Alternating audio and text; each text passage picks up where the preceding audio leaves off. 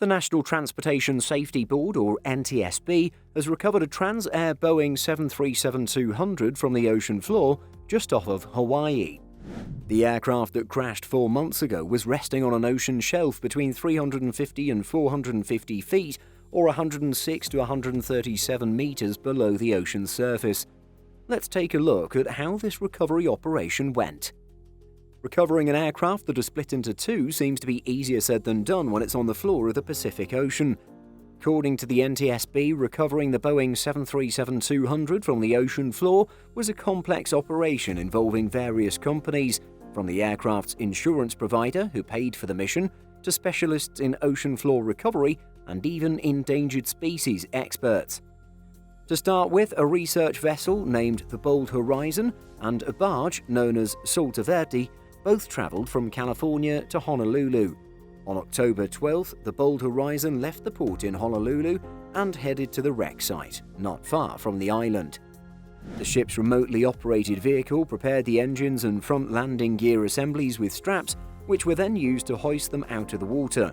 The parts were then taken to shore by the Bold Horizon on October 17th. The next day, the ship returned to recover the forward fuselage section. This part was around 37 feet or 11.28 meters long and weighed around 15,500 pounds or 7,030 kilograms.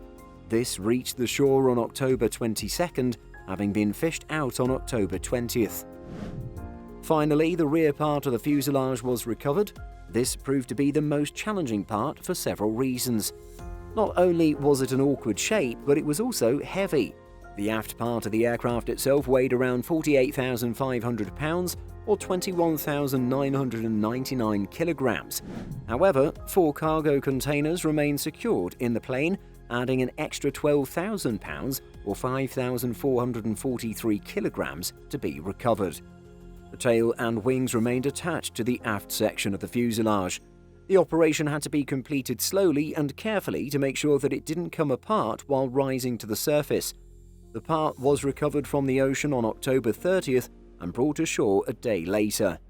Of course, the investigators were mainly interested in recovering the fuselage and black boxes.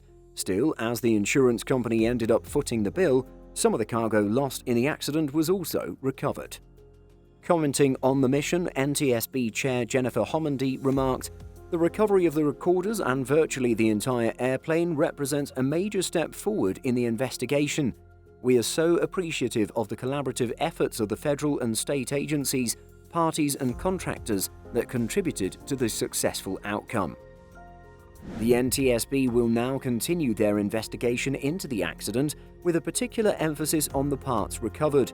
The fuselage will be investigated in Hawaii, where it will remain. Meanwhile, the engines will be loaded onto the barge to return to the US mainland. Once on the mainland, investigators will tear the engines down to establish if they played a role in the incident. The black boxes will also be transported to the mainland. Once in Washington, they'll be restored and then analyzed. The NTSB anticipates that the investigation will be completed in the next year or two. What do you make of the recovery effort? Let us know what you think and why in the comments. In addition to our daily YouTube videos, Simple Flying publishes over 150 articles and a podcast every week. If you're looking for the latest aviation news and insights, visit simpleflying.com. Thanks for watching, and don't forget to like and subscribe before you go.